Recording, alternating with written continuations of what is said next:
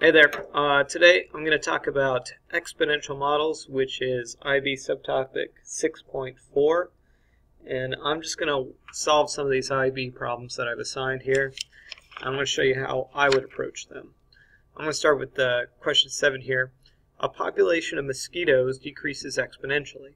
The size of the population P after T days is modeled by P equals 3200 times 2 to the negative T plus 50, where T is greater than or equal to 0. Write down the exact size of the initial population. Well, there's two ways to do this. We're going to end up typing this thing in the calculator anyway, so I'm just going to go ahead and go to y equals here. I'm going to type in the equation. 3200 times 2 to the negative, we don't have a t, so I'll put x, close the parentheses, plus 50. So the easiest way to figure out the size of the initial population is simply to go to the table and look at where x equals 0. There's 3250 mosquitoes initially.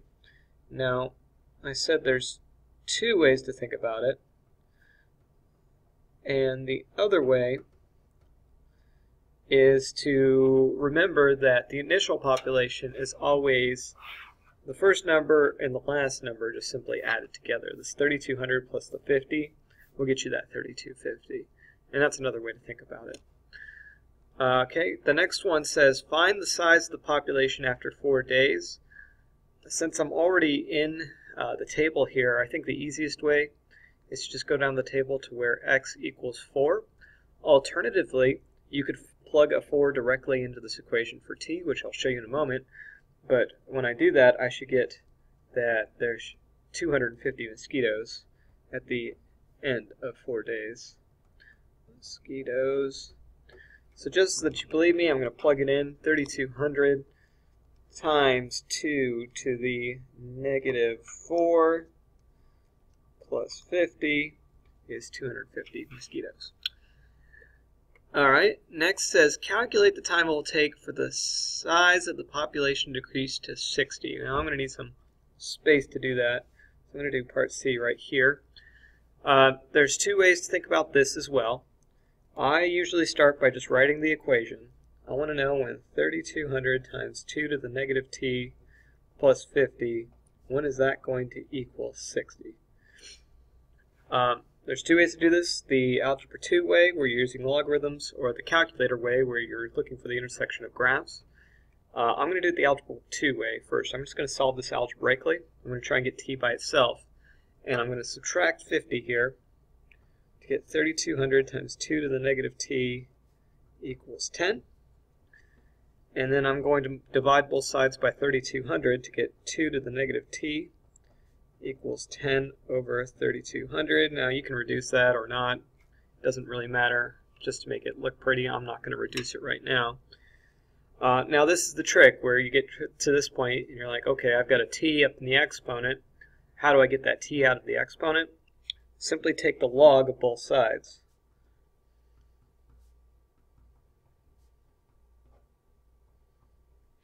In doing so, it allows you to take this exponent and move it out in front of the logarithm. So I can make this negative t times log of 2 equals log of 10 over 3200. Well, now that looks like something that's closer to Algebra 1. That looks like something we could probably solve. And we're going to do that by saying, all right, if I want to get this t by itself, what's the opposite of multiplication? Well, of course, it's division, so that's going to give me negative t equals log of 10 over 3200. And I want to divide all of that by this log of 2. And hopefully you can see there's one last step here. We got to get this negative out of there, and we're just going to move it to the other side.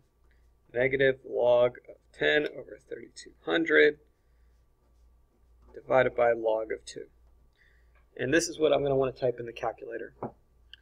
So negative log of 10 over 3200 divided by log of 2. And that gives me 8.32. And that's going to be in days. 8.32 is three significant figures, of course. If you're not going to use three significant figures, I want you to use that entire calculator display there. And actually, this is the exact answer, so you could leave it like that, but nobody's going to understand what that means, so don't do it like that.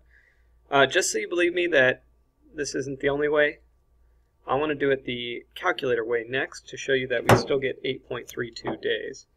In the calculator way, we've got this function in here, and I want to know when it equals 60, so I'm going to put 60 into y2. Now you can solve any equation this way.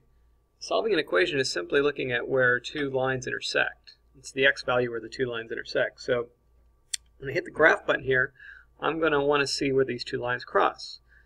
Once it's done thinking, you're going to see that the issue here is I don't see any lines. So the first step is going to be to adjust the window. And I usually just pick x that's between 0 and 100 for the x-min and x-max, because I mean, usually in the IB exams the numbers are usually between 0 and 100, so that's just what I'm going to pick here. And for the y-min, I'm going to put it at 0, and I'm looking at this here, and it looks like I want to know when it equals 60, right? So I'm just going to pick a number that's slightly higher than 60. So I'm going to go from 0 to 100 there as well. And I'm just going to graph it. I'm going to see if I can see where these two lines cross. There's the first one, that's the exponential, and there it is. There's the second one, y, where it equals 60. So where they cross is right there. The question is, what's the x value, or I guess in this case, the t value where they cross? And the way you do that is second trace, scroll down to intersect, and hit enter 3 times. And you're going to see that the x value that you get is x equals 8.32, which is exactly what we got when we did algebraically.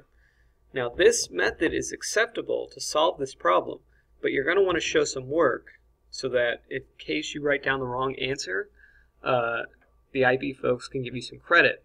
My recommendation is to draw a sketch of this graph, draw the point of intersection, and then label the point of intersection with the answer you got. Because that will show them that, first off, you got to show them this equation. That you have to do that no matter what.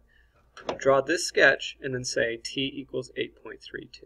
That'll show them that you used the graphic display calculator to solve this thing. And if you wrote on the piece of paper, use GDC to create sketch, then yeah, that tells them that you know what you're doing. And that's acceptable.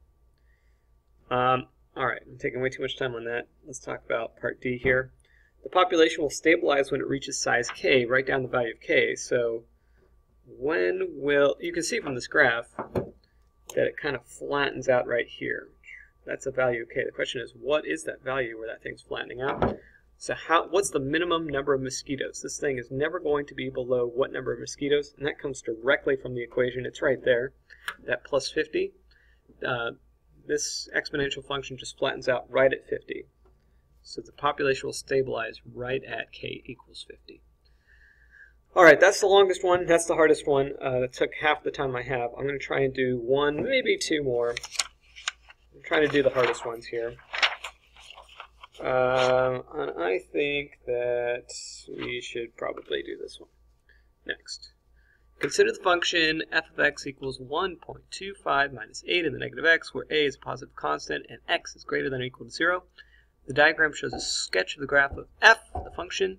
The graph intersects the y-axis at point A, and the line L is the horizontal asymptote. Find the y-coordinate of A. So, alright. We know it's 0, y. What's the y? What does that equal in this value of A here? And the easiest way to figure this out, there's two ways to do it. But if you realize that when you plug a 0 in for this x right here, that says a to the negative x, well, a to the 0th power, hopefully you remember that anything to the 0th power equals 1. So this is, when you plug a 0 in there, it's 1.25 minus 1, which is 0.25. Another way to think about it, what's the number in front of that a right there? Well, that's just a 1, right? So if we go back to our rule that the y-intercept always occurs at 0, k plus c, this one's written a little bit backwards. Just imagine that if we rewrote this thing as f of x equals negative 1 a to the negative x plus 1.25, just rearrange it a little bit. Then you're taking the first number and the second and the last number and you're adding them together to get the y-intercept. So negative 1 plus 1.25 is, again, 0.25. So there's two ways to think about it. Just plug in the 0 for x, or remember this little rule. I don't expect you to memorize that, but if you do, it's a little helpful trick that you can use. Okay, the 0.21 lies on the graph of f of x. Calculate the value of a. So let's do that right down here. I know that I've got some point, 21. Let's say it's like, let's see, that's 0.25, then maybe 2.1 is like right there. Let's call that 2.1. If I know that point, I can solve for the value of a by, let's just copy down the equation, f of x equals 1.25 minus a to the negative x. And they gave me an x and a y, so I'm going to plug them in. So the 2 that they gave me is the x, the 1 that they gave me is the y, so 1 equals 1.25 minus a to the negative 2. Now I'm just solving this for a, and you've got two options to do that.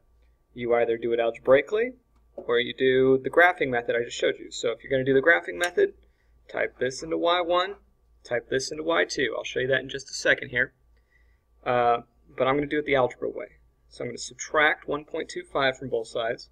Negative 0.25 equals negative a to the negative 2. Let's get rid of those negatives on both sides. Now, how are you going to solve this for a if you've got a to the negative 2? Well, the easiest way to do that is to simply remember that an exponent that has a negative 2 can be rewritten as follows. That negative in the exponent simply means that it belongs on the other side of the fraction, and then when you put it on the other side of the fraction, it becomes positive. So we can solve this for a squared now by exchanging the a squared and the 0.25. So a squared equals 1 over 0.25. 1 divided by 0.25 is just 4. So when I take the square root of both sides, I'm going to get a equals the square root of 4, which is just 2. Now you could have solved that the calculator way by going to your graph here, typing in 1.25 minus x to the negative 2, and y2, typing in that 1. I'm just going to use a standard graph because I think I'll be able to see where these things intersect now. It looks like they're going to intersect twice. Nope, screwed something up. 1.25 minus x to the negative 2. And oops, I typed in a 10 instead of a 1. Bet you all were screaming at me when you saw me do that.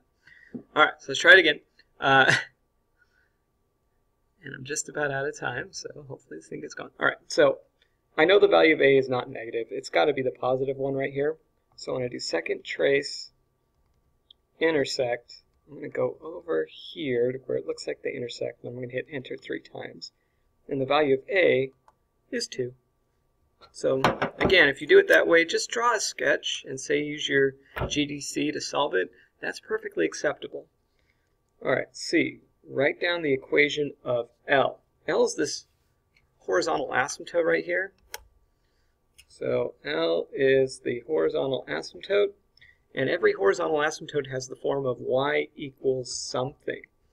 It's the value that this function is going to approach but never quite get to. And that comes directly from the equation. It's right here. It's that constant.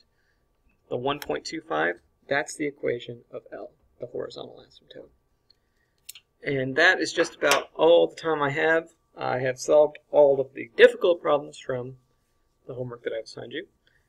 Thank you for watching. I hope it was helpful, and we'll see you next time.